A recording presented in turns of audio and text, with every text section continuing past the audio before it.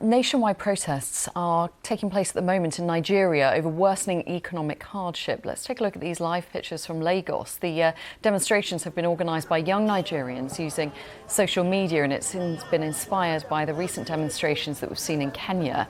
Authorities have pleaded for more time to fix the economy, which has seen the worst inflation in a generation, for the protests to be shelved over fears of violence. But activists say they will go ahead, and we can see evidence of that now. Let's go live to Lagos and speak to our correspondent, Simi Jola-Oso. Simi, can you take us through what those protests are like? It looks like it's extremely busy scenes behind you. Yeah, the funny thing is there's been weeks of speculation on whether these protests would actually happen. But dozens of protesters, as you can see behind me, have come out. Probably not as many as the organisers would have hoped for or expected, but the people who are here are passionate. They've been shouting the word ole, which is a local term for thief, referring to the president, Bola Tinubu. Now, they say they are here to protest against two things: bad governance, and they say the government is full of corrupt officials, including the president, but also economic hardship.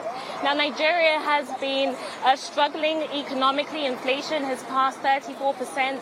The cost of food, the cost of goods, the cost of fuel has tripled over the last year, and they say it's because of government policies that were implemented over the last year, including the removal of a subsidy that was meant to keep the price of fuel low, and also the detaching of the local currency, the naira, from the US dollars. And as a result, goods and food prices have been going up. One person told me while they were marching, he said, "We did not dethrone a military dictatorship to put a civilian dictatorship into power," and saying that the people are taking back their power.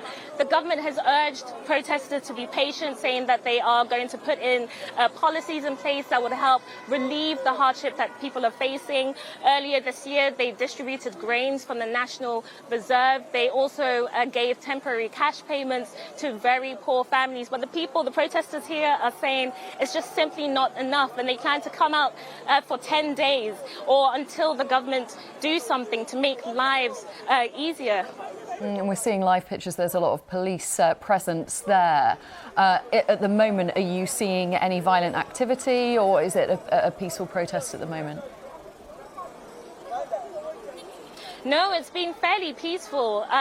They wanted to gather in front of the State House of Assembly and in front of the State Governor's office, but the police had blocked those roads, so they started from a different area, and they marched down to this area called Ojota. This is the area that the government designated for them to demonstrate. And throughout the march, we've been walking for about 45 minutes, if not longer than that. And throughout the march, they've been walking alongside police officers who were kind of seemingly protecting them, and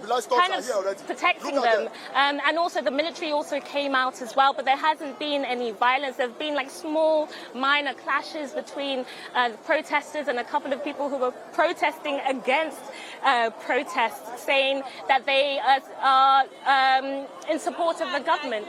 But yeah, no violence so far. The different factions of protesters, the people behind me, the people up ahead as well, and going into the park where the police chief was talking to them earlier on. But we'll still be here for a little while, as it seems that people are still joining and shouting and trying to get their voices heard.